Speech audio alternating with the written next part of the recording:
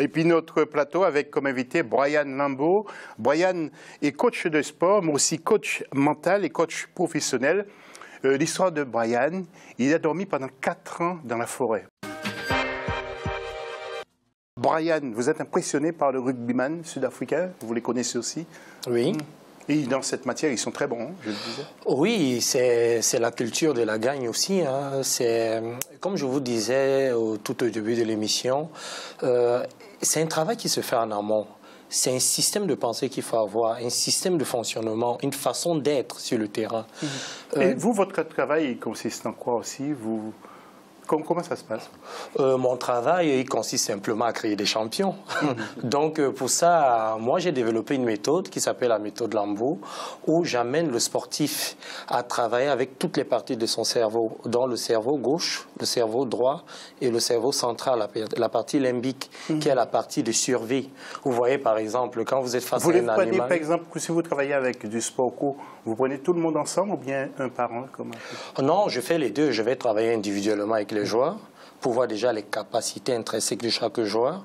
Ensuite, je vais faire le travail d'équipe pour pouvoir créer la cohésion d'équipe, afin que l'équipe soit performante. C'est un travail très psychologique. Hein? C'est très, très psychologique et très spirituel aussi. Parce que l'homme a un côté mental, spirituel et physique. Et généralement, les sportifs s'attardent beaucoup sur le côté physique et malheureusement oublient le côté spirituel et mental. Avant de faire le tour du plateau, vous avez dormi 4 ans dans la forêt. Vous n'avez pas peur? Comment vous dormiez? Comment vous mangez? Ah, dis donc, c'est toute une histoire. C'est d'ailleurs pour ça que je vais sortir mon livre au mois de novembre, pour raconter tout ce qui s'est passé en forêt. Je ne pourrais pas tout raconter en un livre, mais il fallait que je m'adapte, il fallait que je développe les capacités de m'adapter, que j'affronte mes peurs, mes colères, etc., toutes mes émotions.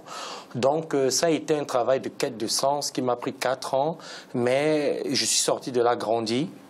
Et c'est ça que j'essaie de transmettre aujourd'hui auprès des sportifs, des chefs d'entreprise, des hommes politiques, etc. Moi, je trouve personnellement que la femme a une intelligence émotionnelle beaucoup plus développée que chez l'homme. Et je ne suis pas une femme, je suis un homme, donc je sais de quoi je parle.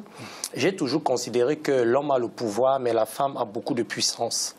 En fait, il faudrait que dans notre société, qu'on comprenne que les deux se complètent et qu'il ne faut pas diviser. Exactement. Voilà, dans notre société, aujourd'hui, il y a des minorités, des noirs, des femmes, les homosexuels, c'est dommage. Tout ça, c'est ça qui forme la société. Il faut faire avec tout ça, il faut savoir composer avec. L'homme a encore beaucoup à apprendre sur savoir comment s'adapter. Exactement. Pour une autre question maintenant, merci en tout cas Brian pour votre analyse et puis merci aussi d'être venu. J'espère que vous reviendrez nous voir lorsque vous allez écrire votre livre. Merci en tout cas Brian.